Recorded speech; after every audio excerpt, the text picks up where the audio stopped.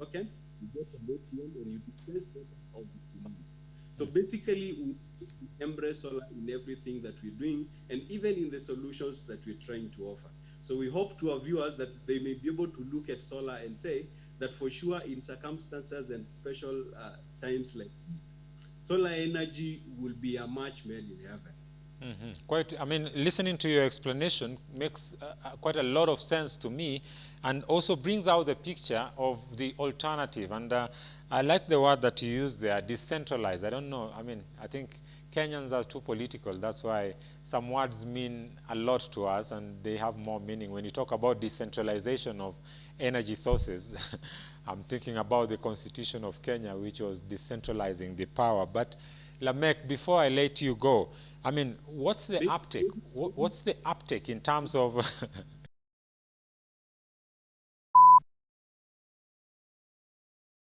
not take it, misinterpret. And yes, we can even use power as an analogy of how we have decentralized energy. It's like a decentralized energy source is one that can work independently out of the national utility grid. National utility grid with this big amount of power that is usually controlled by government like KPLC. So then it means if you have to be connected, the line has to come way from wherever, either substation or a transformer to your house.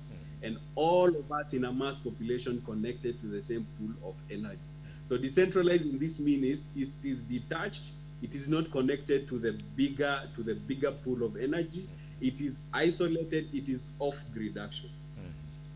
And more independent in that matter. And that's where I wanted now to maybe just come in and ask for a little bit of, explanation to you.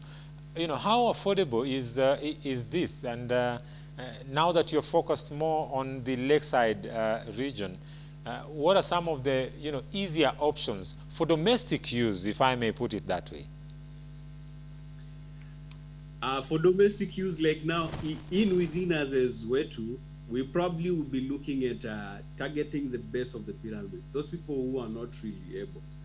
For an average Kenyan, for mid-level economy people, it is affordable. And by the way, just to reiterate, solar is very affordable. The only challenge we have with solar is that it will need a very big initial cost.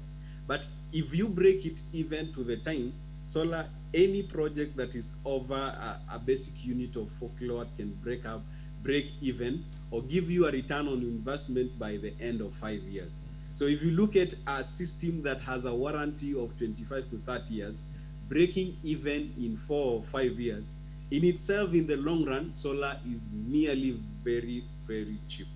The only undoing is that the whole amount has to be at the first, as in it should be a first installment initially as you start your project.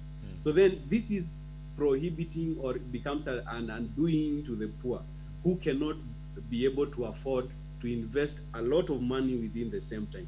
That is why you will find that the poor use kerosene, when indeed kerosene will be much expensive than either the utility grid or even solar itself. Sure. So it means the little they have, they would want to invest in bits. So most people and non-governmental organizations have come in to bridge this gap and come up with home systems where even on a pay-as-you-go, like several of them in the market that are available, that you just pay via M-Pesa and bill your cost on daily basis. And there are some that are just as cheap as probably 2-3 liters of kerosene. And for us, as we venture things, as we move, because our design, our basis is to look at problems in society and solve them. If need comes to shove, then one time we will have a shared economy even to this kind of arrangement, where we will have lands that we either charge and rent them out on a very minimal cost, just a maintenance cost to the community, so that then they return them back for charging during the morning or by day. Or even just rent them out on a pay-as-you-go system that is locally known. And also I'm looking at the possibility of engaging maybe groups. We've got youth groups, we've got women's groups, small CBOs that, work in the communities. that also could be an option, don't you think? Is that a way that you guys are also looking to go into, should there be need? Because, I mean, looking at the situation right now, and especially in the few coming months, we don't know really what will happen. God forbid that we're going into the worst, but should there be a situation that calls for that? Are you guys looking into, such concessions? Yes, you rightly say, yes, our primary motive is renewable energy and giving communities ability to live and grow and give them clean energy, nice environment for healthy, provide jobs and support the economy. Those will be things we're looking. Although for now we are concentrating on the facets that we want, we just want to build a very broad base for that what we have. But as you say, we work on need basis. We look at where the problem is. And as you say, the probably vulnerable groups like women, children, the youth, those even for now, we have really tapped on women and youth. We have employment, and I am a beneficiary myself of unemployment through the same. So it means, like, as I say, our e-cargo, our cargo bikes are locally manufactured. So we assemble them locally. What does that mean? We are transferring skills to us, the youth. They're transferring skills to us, the youth, and providing job opportunities for people around the locality. So then, yes, we actually in time, and probably we are prepared for this. And as you rightly say, it may look like scary, but it will be good to tell people that we may have a worse scenario than coronavirus. And as scientists say, that probably this is just has come to teach us how to be able to be self-sustaining, dependable on yourself, so that when the next comes, you will be prepared for. And yes, solar will be your first love in this path.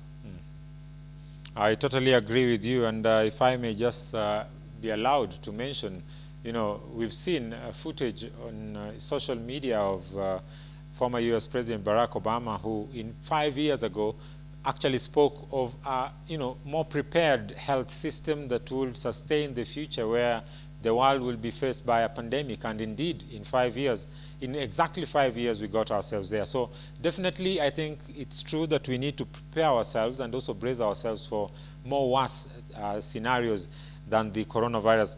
Lemek, before I let you go, maybe if some of our viewers are watching you, you're parting short, and also you can just share with us, how can we reach you? Should they have, feel the need that I really need to get your services? You spoke about the bikes, you spoke about the borders, and maybe the lanterns for the fishermen. Maybe there's a fisherman in Kisumu who is watching this, or in Homa Bay, or somewhere in Beta is watching this and would really love to, engage your products. How do they reach out to you?